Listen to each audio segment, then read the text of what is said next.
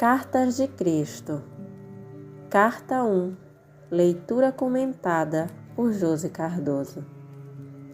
Necessidade urgente de uma visão mais elevada. Deve ser amplamente aceito que existe uma visão mais elevada e que é preciso esforçar-se para introduzi-la na vida diária.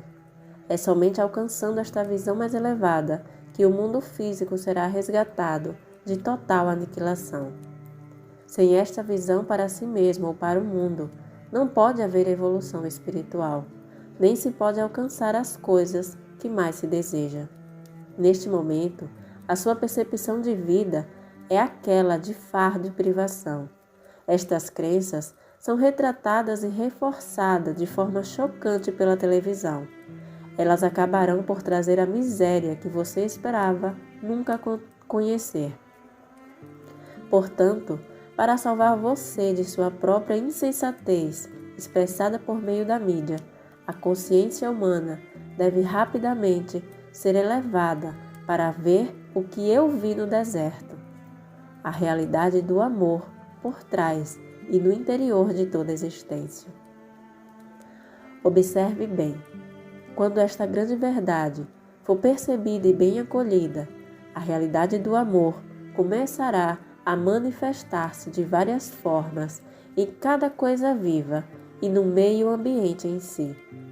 A experiência da abundância e felicidade reforçará a consciência da abundância e felicidade, e assim uma espiral espiritual de vida cada vez mais elevada e maravilhosa será colocada em movimento. Quando a verdadeira natureza do ser for completamente entendida, a humanidade avançará para o próximo degrau de evolução espiritual e porá em movimento uma nova e abençoada forma de esforço humano e de experiência pessoal. Para alcançar estas metas, a humanidade precisa primeiro obter discernimento sobre o que e quem é. Uma nova e importante questão já está se apresentando para a consciência das pessoas. Quem é você realmente? Por trás da fachada que apresenta ao mundo. O que é preciso para alguém ser autêntico? Esta é esta pergunta. Quem é você realmente? Que é respondida em cada nível do seu ser, nestas páginas. E se você puder aceitar como guia para a sua vida cotidiana tudo o que eu compreendi durante a minha experiência de 6 semanas no deserto, você também, finalmente, se tornará íntegro e verdadeiro, assim como eu me tornei íntegro e verdadeiro, antes de começar meu ministério de cura e de ensinamento. Uma vez que existem poucas pessoas no mundo que se consideram íntegras neste momento, você seguramente reconhece que há uma necessidade urgente de que eu me introduza em sua mente para dirigir você até uma nova maneira de pensar e sentir. Esta mudança na consciência irá levá-lo à divina harmonia com a realidade e às melhores condições de vida e segurança. Para fazer este trabalho de reconstrução em sua consciência, eu devo primeiro registrar em sua mente, e você deve aceitar, que eu ensinei na Palestina muitas coisas que os homens ainda não estavam prontos para receber. É significativo que nunca tenha sido publicamente questionada a ausência de registros de minha juventude. Qual foi a verdadeira razão de tal importante omissão? É igualmente significativo que, embora eu tenha passado 6 semanas no deserto depois do meu batismo e tenha saído daquela experiência como um mestre e curador, nenhum escritor tenha tentado descrever o que realmente aconteceu durante aquele tempo. Apenas se disse que eu era tentado pelo demônio, que estava entre as bestas e que os anjos estavam comigo. Não há a menor indicação do que aconteceu no deserto que me permitiu voltar às cidades e aldeias proclamando que o reino de Deus está em vocês, e falar nas sinagogas com tal autoridade que os anciãos judeus ficaram atônitos.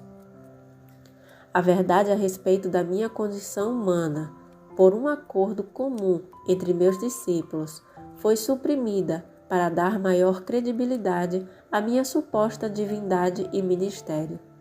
Segundo os evangelhos, eu era o único filho de Deus.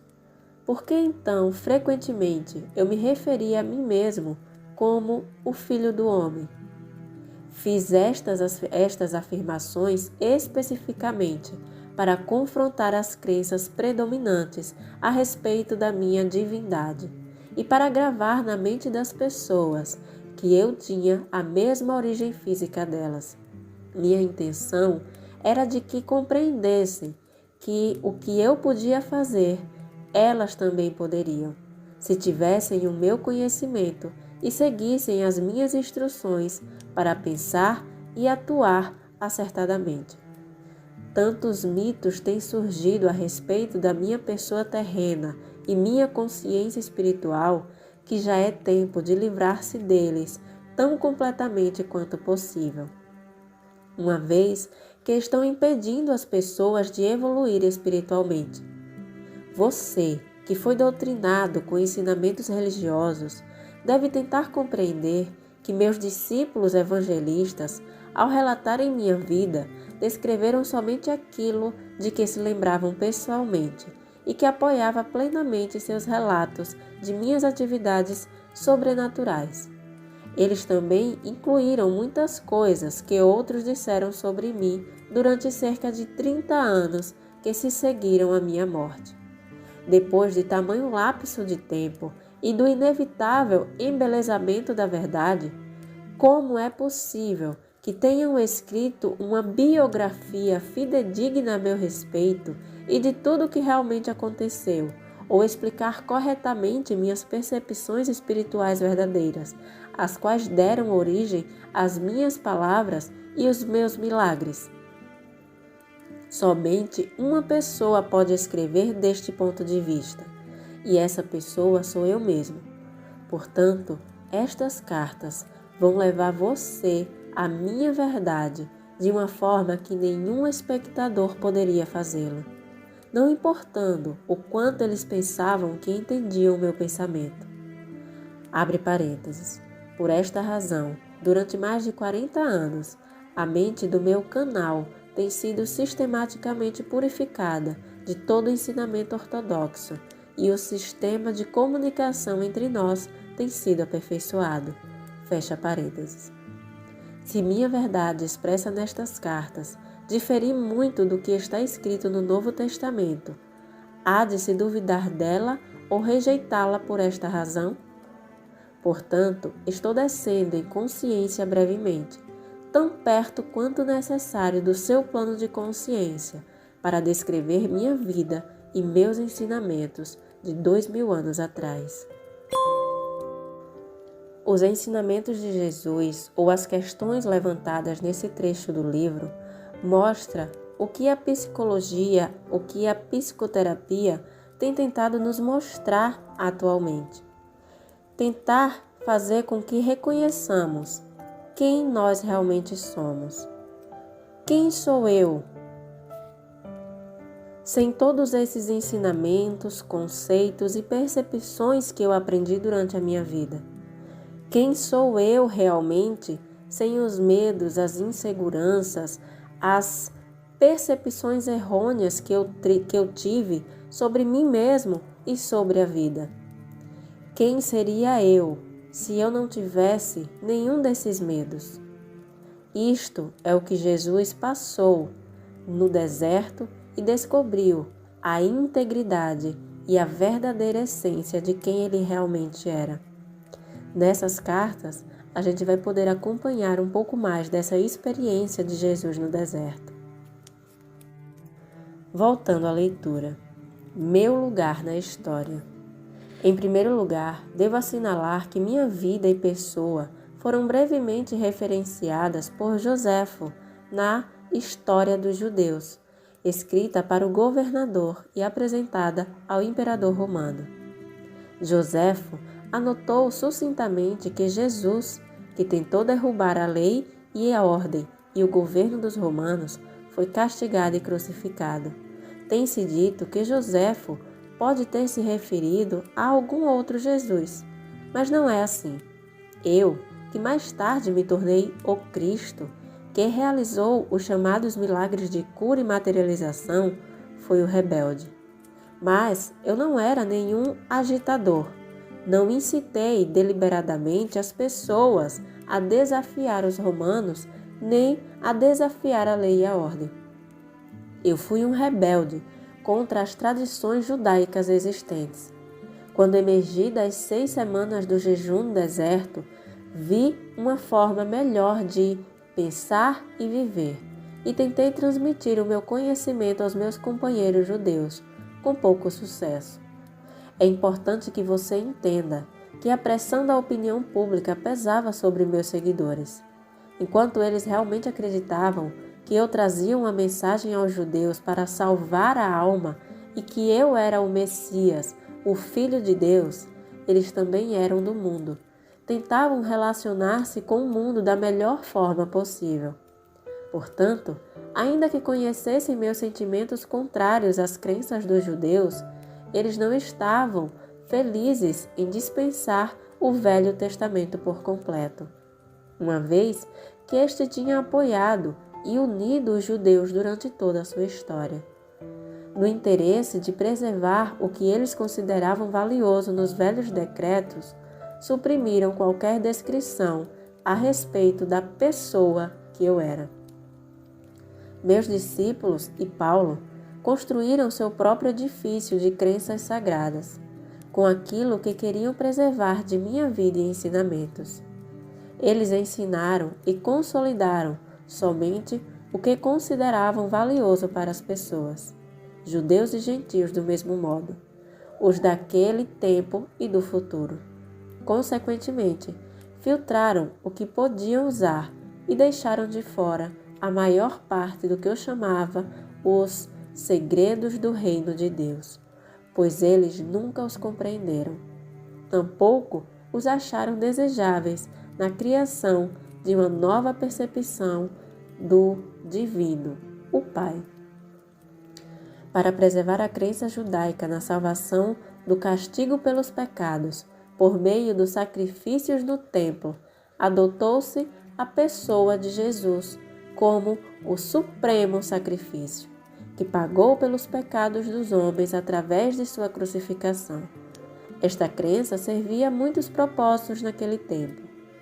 Isso deu à minha morte na cruz uma razão válida e heróica.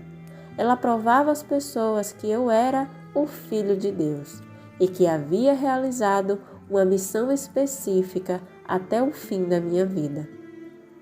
Esta crença também provou ser de grande consolo para os judeus quando seu templo foi destruído pelos romanos e levou a muitas conversões. Muitas seitas de judeus e gentios também não acreditavam na vida após a morte. Consequentemente, era altamente reconfortante escutar que Jesus Cristo havia superado a morte e mantido o seu corpo. Para muitas ideologias humanas daquele tempo, a vida não era possível sem um corpo. Portanto, a vida após a morte somente poderia significar ressurreição do corpo. Isso também manteve o meu nome constantemente vivo na mente das pessoas. Eu era a valente figura histórica que havia morrido para assegurar que os homens fossem libertados de todo o medo do inferno e da condenação. Desde que eles acreditassem em mim, poderiam caminhar como homens libertos. É somente porque meu nome se manteve vivo até hoje, que posso vir agora até você para oferecer-lhe a verdade que eu queria muito compartilhar com as pessoas há 2000 anos atrás. Percepções como essas podem chocar muito pessoas religiosas, pessoas que acreditam fielmente nas palavras descritas na Bíblia ou nas Escrituras Sagradas. Lidar hoje com uma nova percepção de quem foi Jesus e da sua missão aqui na Terra pode chocar e muito, pois aparentemente esse sacrifício a qual Jesus se submeteu colocaria a responsabilidade da salvação da humanidade em apenas um único homem, eximando cada um da sua própria salvação, da sua própria reforma íntima. E isso é muito mais conveniente para aqueles a qual detêm o poder e para aqueles que não querem assumir a sua própria salvação. Existem muitos conceitos, assim mesmo como o conceito da ressurreição, que pode ter sido manipulado ou distorcido para se encaixar nos princípios do Velho Testamento, fazendo com que as pessoas tenham muito receio e até mesmo condenem qualquer possibilidade de reencarnação ou de vida após a morte. Por isso mesmo, um grande alerta foi dado no início desse livro. Esteja com a mente aberta, com o coração aberto, para perceber e identificar se o que será descrito neste livro, no decorrer desta carta e de todas as outras, fará sentido para você. Ouça com atenção e você verá, lá no fundo do seu ser, que uma verdade irá surgir em sua consciência. De volta à leitura. Minha juventude e as experiências no deserto. Eu nasci na Palestina. Minha mãe estava convencida de que eu era o Messias. Ao contrário da crença popular, eu não era uma criança santa. Aos 12 anos, levaram-me até o templo para ser entrevistado pelos sumos sacerdotes, para que se determinasse se eu estava pronto para iniciar o treinamento religioso judeu. Fui rejeitado por ser demasiado teimoso. Amargamente decepcionada, minha mãe me levou para casa e fez o seu melhor para criar-me na santidade, que marcou o seu próprio comportamento em todos os momentos. Aquela era uma tarefa impossível, já que eu era, acima de tudo, um individualista de comportamento indisciplinado. Fiquei ressentido com as orientações de minha mãe e sua tentativa de disciplinar-me. Como jovem, tornei-me impossível de controlar, um verdadeiro rebelde. Rejeitei a adesão incondicional de minha mãe à fé e tradições judaicas, preferindo o riso às atitudes hipócritas. Recusei-me a aprender um ofício que me confiasse a rotina. Recusei-me a aprender um ofício que me confinasse à rotina. Escolhi misturar-me com todo tipo de gente de classes mais desfavorecidas, bebendo com eles, conhecendo prostitutas e me divertindo, conversando, discutindo, rindo e sendo um ocioso. Quando precisava de dinheiro, ia trabalhar nos vinhedos por um dia ou dois, ou fazia trabalhos que me pagassem o suficiente para comer e beber, propiciando-me o lazer que desejava. Apesar de todos os meus defeitos como ser humano, minhas atitudes descuidadas e indolentes, minha obstinação e determinação egocêntrica para pensar minhas próprias ideias, sem me importar com que os demais pudessem pensar a meu respeito, eu tinha uma profunda preocupação com as pessoas. Eu era profundamente emocional. Em palavras atuais, eu seria chamado de hiperreativo, hiperemotivo. Tinha um coração caloroso, compassivo e empático. A presença da doença, da aflição e da pobreza me comoviam profundamente. Era um acirrado defensor daqueles que você chama de desamparados. Poderia-se dizer que eu era gente do povo. Vivi muito perto dele em um espírito de companheirismo, escutando suas aflições, compreendendo-o e me importando. É importante entender minhas verdadeiras origens e minhas características na juventude, pois foram os estímulos que me incitaram, empurraram e impulsionaram a finalmente ser o Cristo. O que mais fortemente detestei e combati foi a miséria, a doença e a pobreza que vi ao meu redor. Isso me enfureceu e me tornei estridente e apaixonadamente zangado por ver as pessoas maltrapilhas, magras e famintas, doentes e aleijadas, sendo cruelmente intimidadas pelos líderes judeus que as sobrecarregavam com leis e práticas sem sentido, ameaçando-as com punições de Jeová caso não obedecessem. Declarei a todos os que poderiam escutar-me que aquelas pobres pessoas já suportavam o suficiente para também serem esmagadas por medidas sem sentidos e restritivas do prazer. Qual era a razão de viver, se não nascíamos para sermos felizes? Recusei-me a acreditar em um Deus justo, segundo as tradições judaicas.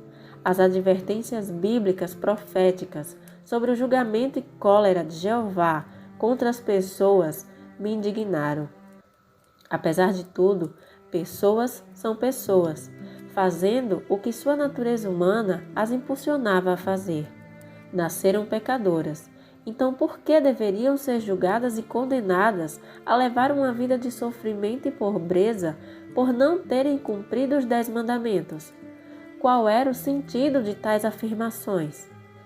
Para mim, essa crença judaica representava um Deus ilógico e cruel, e eu não queria nada com ele. Parecia para mim que se existia tal divindade, então o homem estava condenado à miséria eterna. A simplicidade e liberdade que encontrei nas encostas das colinas, nas planícies, nos lagos e montanhas, refrescaram meu espírito interior e aquietaram minha cólera que murmurava contra o Deus judeu. Assim, neguei-me a acreditar em qualquer palavra do que os anciãos judeus tentavam ensinar-me. No entanto, lá pelos 25 anos de idade, uma nova linha de questionamento tomou conta dos meus pensamentos. Enquanto eu caminhava sozinho pelas colinas, cada vez mais com frequência,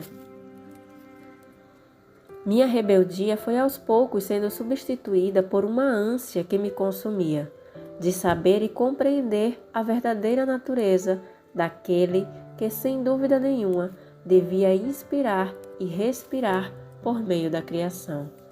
Revisei meu estilo de vida e percebi quanto sofrimento minhas ações haviam causado a minha mãe e a muitas outras pessoas.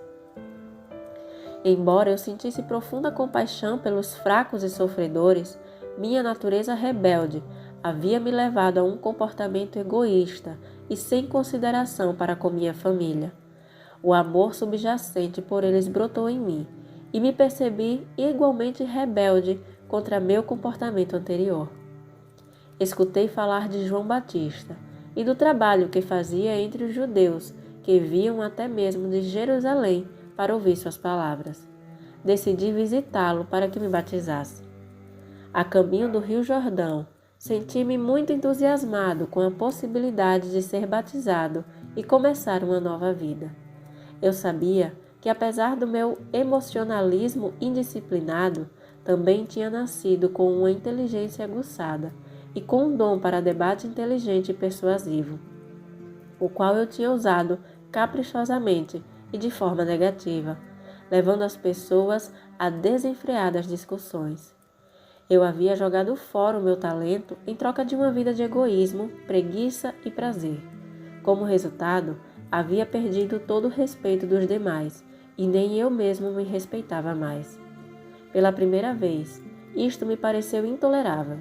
Ocorreu-me que no futuro eu poderia e deveria empenhar meus dons naturais para um melhor uso.